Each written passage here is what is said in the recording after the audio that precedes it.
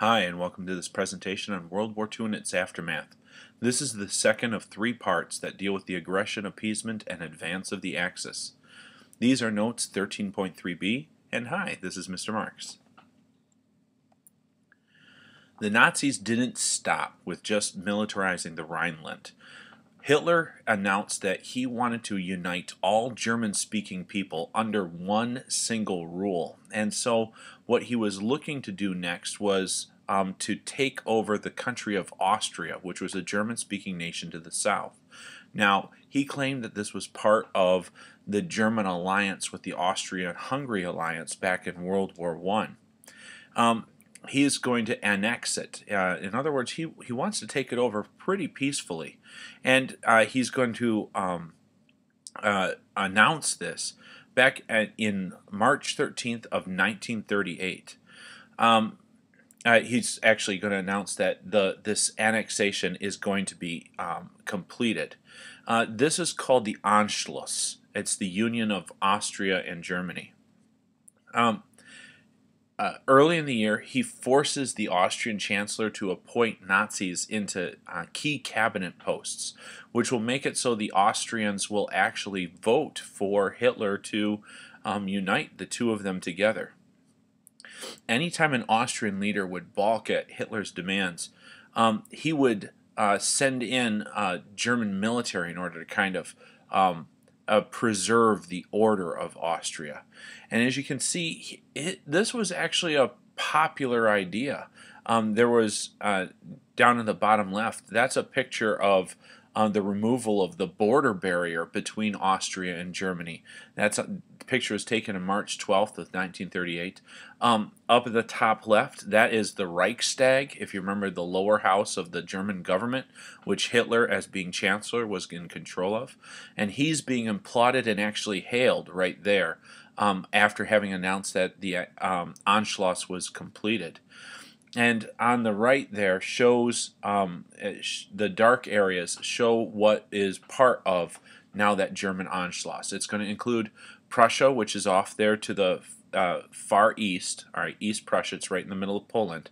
That had already been a part of Germany after World War I, but it's going to include Ostmark, which is the German Austria. That wasn't enough. Hitler noticed that that the area of the Sudetenland, Czechoslovakia, has not just Slavic-speaking people but also German-speaking people, and this Sudetenland was part of this. There were about 3 million German-speaking people in Sudetenland, this western region of Czechoslovakia, and Hitler insists first that they be given autonomy, and him hoping that once they get autonomy, they'll want to become part of his greater German empire. As British and French leaders are going to look for a peaceful solution, Hitler's just going to keep increasing his demands. First saying that he needs to be able to put his troops in there in order to maintain order in this lawless place. He claimed that Germans were being attacked by Slavic peoples and that they needed protection by the German army. He would later say that the whole area needs to be annexed, into Germany itself, and then he'll even go farther to say that all of Czechoslovakia needs to become his. Now, there are two main terms that need to be understood for this. Britain and France are going to take a policy of what's known as appeasement. This is when you give in to the demands of an aggressor in order to keep the peace. Hitler says that he wants to put troops in there, and they basically say, well, no real harm's going to come by that. There will be order. The German economy is doing really well. And if we don't, he's just going to run over it anyway, only though a lot of innocent people are going to be killed. If we do this peacefully, well, then none of those innocents end up being killed. We don't have a lot of bloodshed there. And this is also part of a pacifism policy. And pacifism is the opposition to war in any way. There was a lot of disgust at war after World War I. Just the overall destruction of it made people really believe war was to be avoided at all costs, even if it meant giving in to an aggressor like Hitler, because in their minds it was so much better to preserve what lives they could, even if it did mean ruling under this kind of tyrannical dictator. Um, this is the equivalent of giving the bully your lunch money. The problem with this is if an aggressor keeps getting what he wants just by threatening, they're going to keep looking for more and more things. Unfortunately, this policy, that idea, that analogy was lost on Neville Chamberlain. Neville Chamberlain was the Prime Minister of the British government. And there were people in Great Britain, including Winston Churchill, who were very vocal about their distrust and actually outright hatred of Adolf Hitler and the Nazi Party. The people who had been warning that war was going to be inevitable and that Britain and France and the other nations that wanted to stop this kind of Nazism from spreading would have to stand together on a military front. Neville Chamberlain, though, wanted to secure peace, and in September 29th of 1938, in a conference in Munich, Neville Chamberlain will meet with Hitler himself. You see him shaking hands there.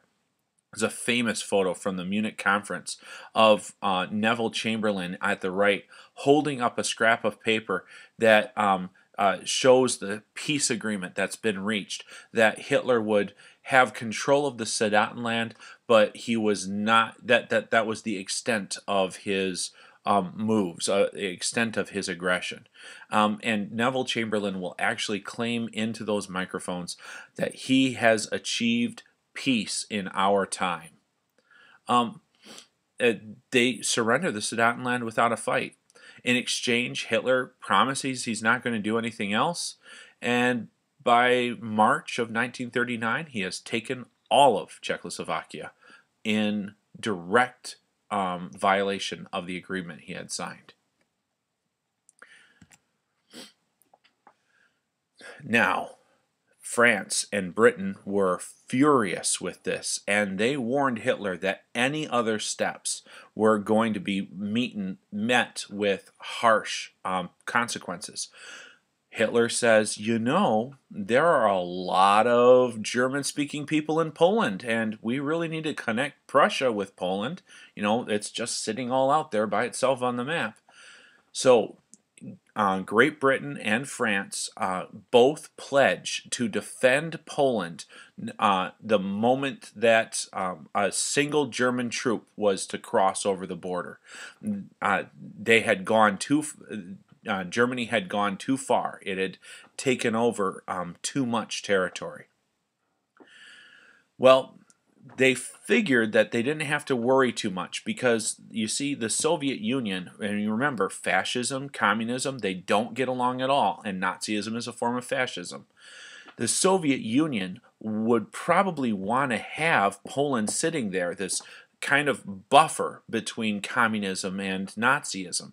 They figured that the Soviet Union would get involved and would stop Hitler, so they weren't too concerned about the invasion until August of 1939. Hitler stuns the world by announcing a non-aggression pact with his greatest enemy, Joseph Stalin, that Soviet dictator.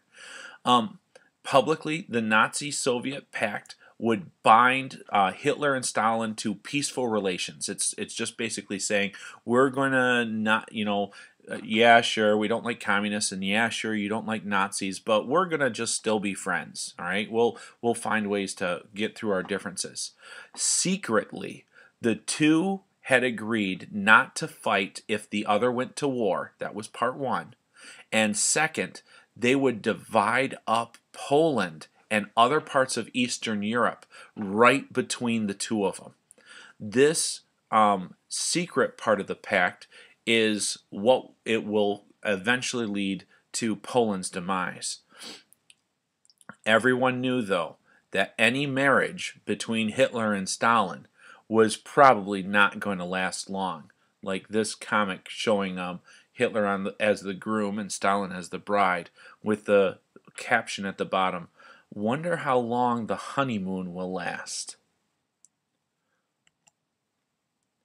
On September 1st, 1939, a week after the Nazi-Soviet pact was signed, Nazi forces storm into Poland. They show the power of Hitler's blitzkrieg, which I'm going to get into more detail in just a moment. 2 days later, as word of this is both sent to Great Britain and France and then confirmed, Britain and France will honor their commitment to Poland, and they will both declare war on Germany. World War II has begun, starting September 1st, 1939. Now, it's very easy to for Britain and France to declare war on Germany, but there's a second side to this that usually gets brushed aside in history books. Hitler attacks from the west, but Stalin attacks Poland from the east within 2 weeks after the Nazi attack.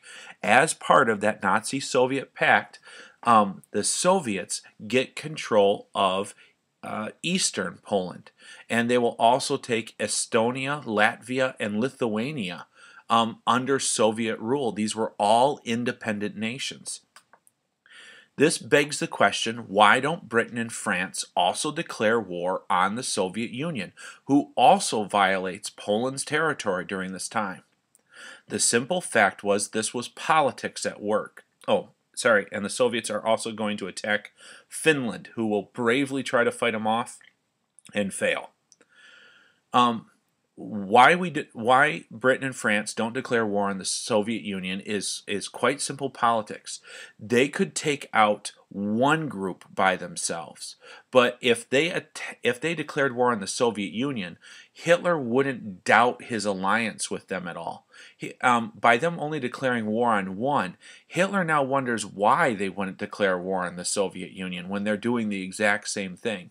He will start to distrust the Soviet Union because of this. And more importantly, France and Britain were in no position to attack both Germany and Russia at the same time.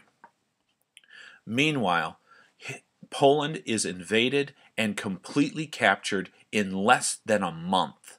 This large country for Europe sizes, this large country just taken over.